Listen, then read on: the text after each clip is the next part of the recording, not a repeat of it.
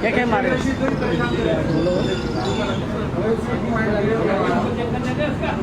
جی شروع کر لیں ہاتھوں میں جلیں ہاتھوں میں جلیں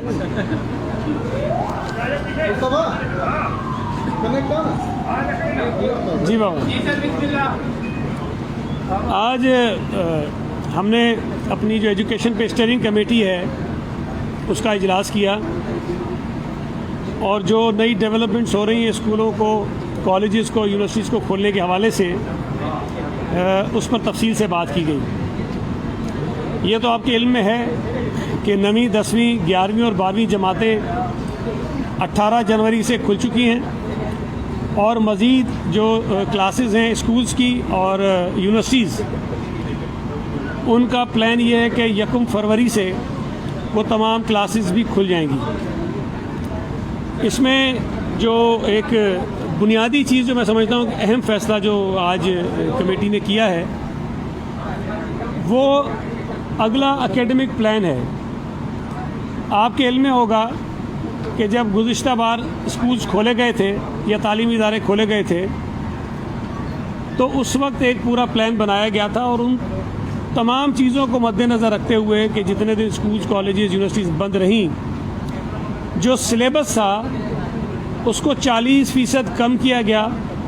اور 60% سلیبس بچوں کو پڑھانے کا ایک پلان بنا. لیکن بدقسمتی سے بیچ میں پھر 2 مہینے تک جو تعلیمی ادارے وہ بند ہو گئے. اب جب 2 مہینے تعلیمی ادارے بند ہو گئے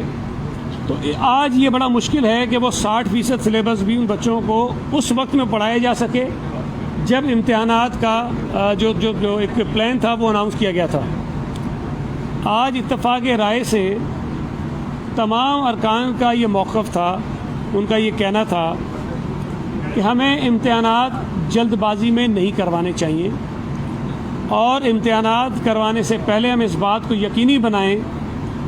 کہ جو 60% سلیبس ہم نے طے کیا ہے وہ بچوں کو بہتر انداز میں پڑھایا جائے اور اس کے بعد ان کے امتحانات لیے جائیں, چاہے ہمیں امتحانات میں کچھ تاخیر ہی کیوں نہ کرنی پڑے.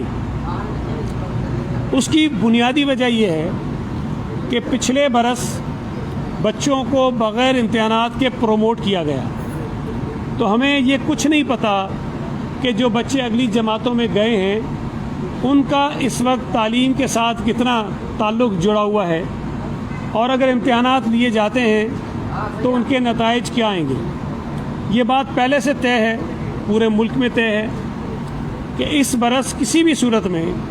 بچوں کو بغیر امتحانات کے پروموٹ نہیں کیا جائے گا. ایگزامس ہر حال میں ہوں گے چاہے ہمیں کچھ مہینے آگے ہی کیوں نہ جانا پڑے. تو اس پورے جو شیڈیول ہے اس کو مرتب کرنے کے لیے ایک کمیٹی جو ہم نے پہلے بنائی تھی جس نے ایک پچھلا پلان بنایا تھا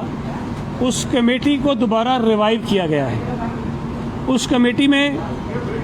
سیکرٹری اسکولز, سیکرٹری کالجز اور سیکرٹری یونیورسٹیز اینڈ بورڈ شامل ہیں. اس کمیٹی میں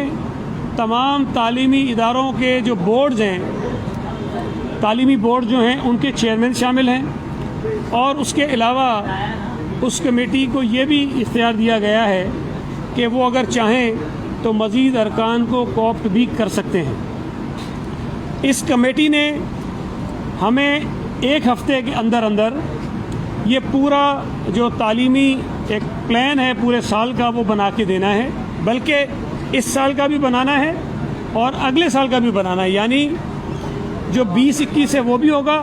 اور 21-22 جو ہے وہ بھی اس کے اندر ہوگا. پھر اس کے اندر چھٹیاں کتنی ہونی ہیں, کتنے دن بچوں کو پڑھایا جانا ہے, امتحانات کب ہونے ہیں اور نتائج کا جو اعلان ہے وہ کب کرنا ہے. پھر اس میں بیچ میں یونیورسٹیز کے داخلے آتے ہیں, وہ ڈسٹرب ہوں گے تو ان سے بھی ہم بات کریں گے کہ یونیورسٹیز میں جو ایڈمیشنز ہونے ہیں ان کو کس طرح سے ہمیں کتنا آگے کرنا ہے. تو یہ ایک بڑا کمپریہنسو پلان بنانے کا ٹاسک ہم نے اس کمیٹی کو دیا ہے اور انشاءاللہ تعالی اگلی میٹنگ جو ہم نے رکھی ہے وہ 30 جنوری کو ہے تاکہ 1 فروری کو جب تعلیمی ادارے اور یونیورسٹیز اور کالج سارے کھل جائیں تو اس سے پہلے ہم اپنا ایک پلان جو ہے وہ اناؤنس کر دیں. تو یہ ہم نے کیا ہے. اس کے ساتھ ساتھ ایک چیز پہلے سے طے تھی کہ تعلیمی اداروں میں 50% طالب علم آئیں گے. یعنی اگر کسی جماعت میں 50 بچے پڑھتے ہیں، ایک دن میں 25 بچے وہاں آئیں گے اور اگلے دن 25 بچے آئیں گے. تو اس سے ہوگا یہ کہ ایک بچے کو ہفتے میں 3 دن جو ہے وہ اسکول آنا پڑے گا یا کالج آنا پڑے گا، یا جتنے بھی تعلیمی ادارے ہیں تمام جماعتوں میں یہ طریقہ کار طے کہ یہ پہلے سے تھا، اس کو دوبارہ ہم نے کہا کہ یہ کنٹینیو کریں گے. ہم جو SOPs ہم نے پہلے سے طے کی ہوئی ہیں، جو ایک بہت کمپریہنسو SOPs اسی اسٹیئرنگ کمیٹی نے منظور کی تھی، وہ ہم پہلے جاری کر چکے ہیں. اس پر عمل درآمد جو ہے وہ مزید بہتر بنانے کی کوشش کی جائے گی، اور سب کو تاکید کی گئی ہے سرکاری اور پرائیویٹ اسکولز کو کہ وہ یہ کریں. جب پچھلی مرتبہ تعلیمی ادارے کھولے گئے تھے تو تمام تعلیمی اداروں میں کووڈ کے ٹیسٹ کروانے کا سلسلہ ہم نے شروع کیا تھا. وہ سلسلہ اب دوبارہ، چونکہ اس وقت تو صرف بہت کم جماعتیں کھلی ہوئی ہیں، لیکن 1 فروری سے تمام تعلیمی ادارے کھلیں گے،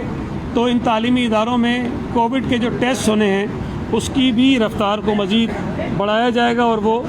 ریگولر ہم کریں گے. اس کے ساتھ ساتھ جو پرائیویٹ اسکولز کی مشکلات ہیں اس پر بھی بات ہوئی،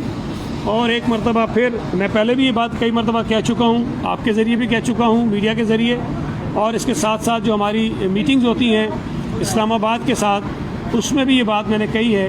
کہ تمام پرائیویٹ اسکولز، خاص طور پہ جو چھوٹے پرائیویٹ اسکولز ہیں، ان کی مدد کے لیے فیڈرل گورنمنٹ کوئی ایک اسکیم اناؤنس کرے. جس طرح انہوں نے لاک ڈاؤن کے دنوں میں مختلف جو انڈسٹریز تھیں اس کے لیے پیکیج اناؤنس کیا تھا کہ وہ اسٹیٹ بینک سے لون کے لیے رجوع کر سکتے ہیں، اور بڑا نامنل سا اس کے اوپر مارک اپ تھا. اسی طرح جو چھوٹے پرائیویٹ اسکولز ہیں ان کے لیے بھی انٹرسٹ فری لونز جو ہیں وہ اناؤنس کیے جائیں، اور اگر اس کے اوپر کوئی مارک اپ ہوتا ہے نامنل 1 یا 2% تو وہ مارک اپ جو ہے وہ وفاقی حکومت پے کرے، اور چھوٹے اسکولز کو وہ لون جو ہیں دیے جائیں تاکہ اپنے اسکولز کو وہ چلا سکیں اور کنٹینیو کر سکیں. اس کے ساتھ ساتھ ہم نے تفصیل بتائی کہ جو ڈسٹینس لرننگ ہے یا جو آن لائن لرننگ ہے یا جو مختلف ہم نے میتھڈز اڈاپٹ کیے ہیں وہ کہاں تک پہنچے ہیں، اس سے کمیٹی کو جو ہے آگاہ کیا گیا. لیکن بنیادی طور پر جو امپورٹنٹ چیزیں تھیں وہ یہ تھیں. اس کے ساتھ ساتھ آپ کے علم میں ہوگا کہ سرکاری اسکولوں کا تو ہم سینسس کرواتے ہیں، اینول سینسس ہوتا ہے ان کا، ایک رپورٹ بنتی ہے کہ کتنے سرکاری اسکول ہیں، لیکن پرائیویٹ اسکولز کا ایسا کوئی سینسس نہیں ہو رہا. وہ ہم نے اب شروع کیا ہے، اور پرائیویٹ اسکولز کے جو نمائندے تھے ان سے ہم نے کہا ہے کہ وہ اپنے تمام ممبران کو اس بات سے آگاہ کریں. یہ کوئی آڈٹ نہیں ہے، کوئی ٹیکس کے لیے نہیں ہے،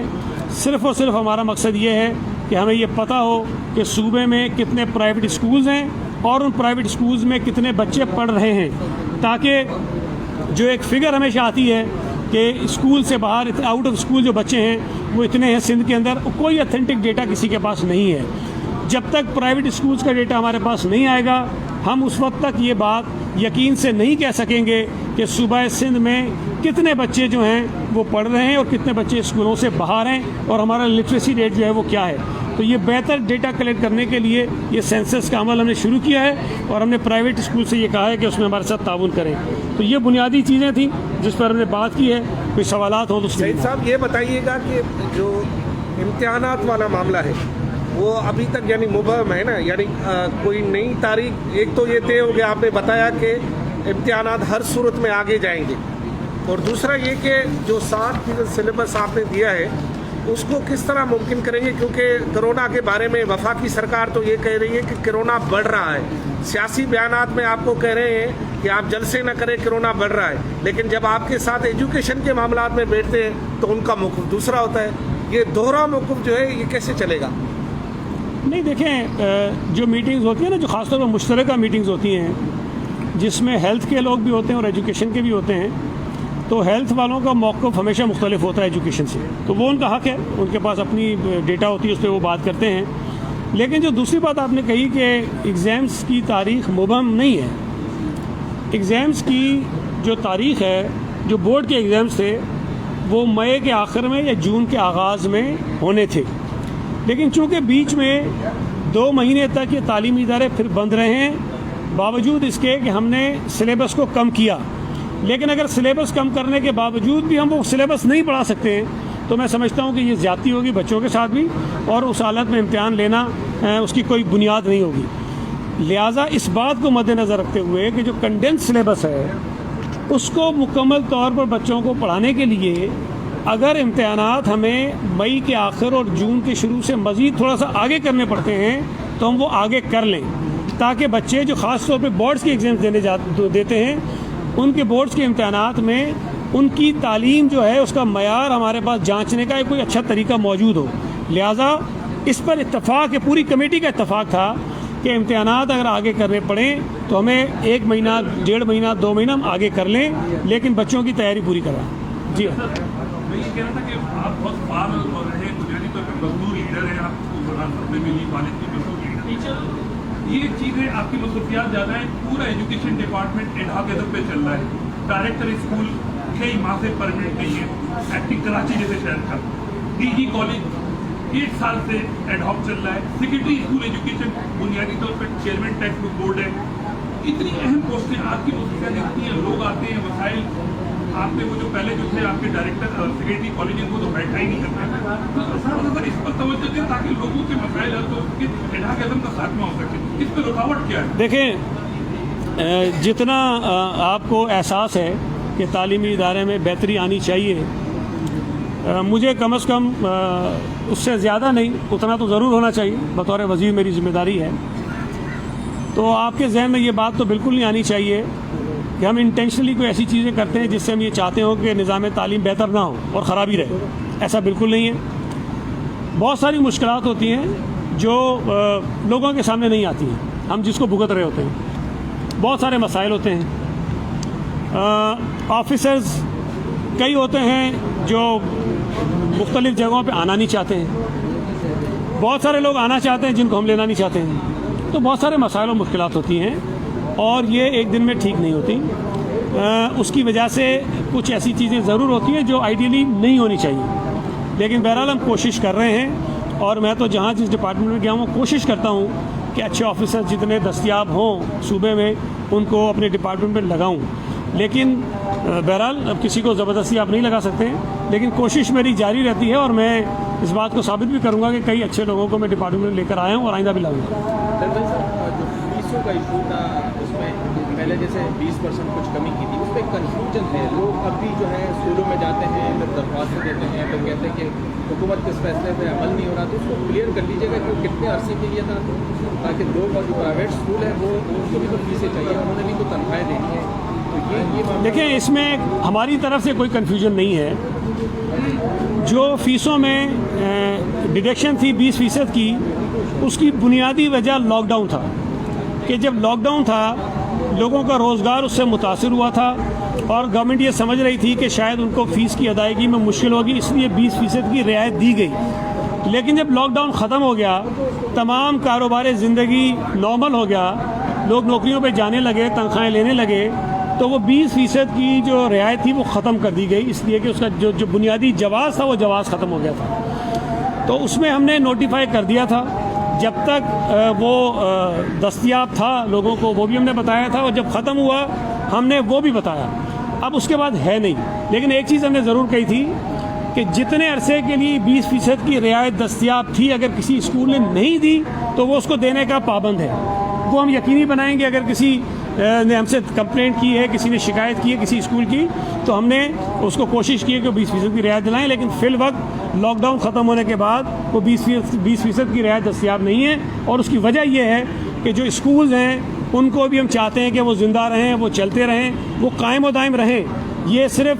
لاک ڈاؤن کی وجہ سے یا کووڈ کی وجہ سے یہ حالات ایسے نہیں ہیں کہ اسکولز بند ہو جائیں اور ہم چھوڑ دیں۔ اسکولز کا بند ہونا بھی مناسب بات نہیں ہے، یہ ہمارے سسٹم سے اگر اسکول نکل جاتے ہیں تو ہمارے صوبے کے وہ بچے جو بند ہونے والے اسکولوں میں پڑھ رہے ہیں ان کی تعلیم متاثر ہوگی۔ Thank you sir. بھائی ایک سوال آپ نے کہ آپ کی پارٹی کا بھی منشور ہے کہ اسٹوڈنٹس یونین ریسٹور ہونی چاہیے۔ اچھا 12 سال سے آپ لوگ مسلسل برس اقتدار میں، اور آپ تو خود بیسکلی مزدور لیڈر طلبہ لیڈر رہے ہیں، تو کیا رکاوٹ ہے، کون سے عناصر ہیں جو اسٹوڈنٹس یونین بحال نہیں ہونے دیتے تمام تر کوششوں کے باوجود؟ آپ دیکھیں بہت ساری چیزیں ہیں،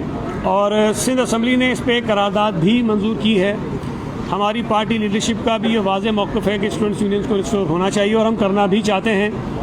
اس میں ایک سپریم کورٹ کا فیصلہ تھا, ہم اس کو بھی دیکھ رہے تھے کہ اس کو بھی سامنے رکھیں, اور اس وقت جب یہ ہم کر رہے تھے سارا کام اسمبلی میں, تو ایک بنیادی چیز یہ تھی کہ جو سیاسی جماعتیں ہیں ہمارے صوبے میں جو کام کر رہی ہیں ان کو ہم اعتماد میں لیں اور ان سے یقین دہانی لیں کہ جو اسٹوڈنٹس یونین جب بحال ہو جائیں تو ہم پیپلز پارٹی سمیت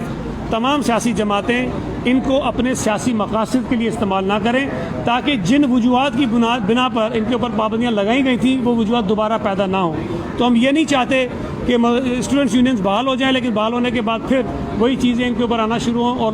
وہ لوگ جو مخالف ہیں ان کے پاس ایسے دلائل ہوں کہ جی ان کو دوبارہ پابندی لگنی چاہیے. تو ہم چاہتے ہیں کہ یہ بحال ہوں لیکن اس انداز میں ہو تاکہ یہ کنٹینیو کر سکیں.